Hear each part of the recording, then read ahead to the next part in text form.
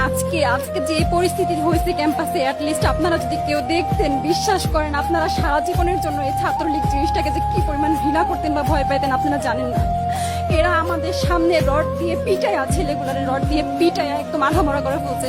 তারা এসে আমাদের পেছনে লুকাইছে, আমাদের বোরকার পেছনে, আমাদের ওড়নার পেছনে লুকায়, বলে আপু আমাদের একটু লুকায় রাখেন, আমাদের ওরা মাইরা ফেলবে, আমাদের বাঁচান আপু বাঁচান। আমরা তাদের ওড়না দিয়ে বোরকা দিয়ে লুকায় রাখছি, সেইখান থেকে আমাদের ধাক্কা দিয়ে ফেলে দিয়ে তাদের বের করে আবার মাথায় রড দিয়ে মারছে, এমন অবস্থা।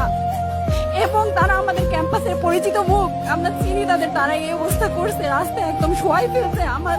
আমাদের হল মেয়েদের বুকে বড় বড় যে আসতো ইট, এই ইট গুলো বুকে ফেঁকে দিচ্ছে, মানে একদম পুরো বুকে লাগছে, এরকম জামা কাপড় ছিঁড়ে ফেলছে, এত বাজে অবস্থা। অথচ আমার ব্যাচমেট, আমরা যাদের সাথে ক্লাস করি, একসাথে বসি, আমি তাদের একটা কথা বলতে দেখি না এগুলো নিয়ে, একটা কথা না। এবং তাদের নিউজ ফিডে গেলে দেখবেন তারা এখন এগুলাই সাপোর্ট করে যাইতেছে। কিচ্ছু বলার নাই। আমি কেমনে যাই এই মানুষগুলোর সাথে এত বছর ক্লাস করছি, বা আমি আরো 6টা মাস কিভাবে ক্লাস করবো আমি জানি না, আমি সত্যিই জানি না।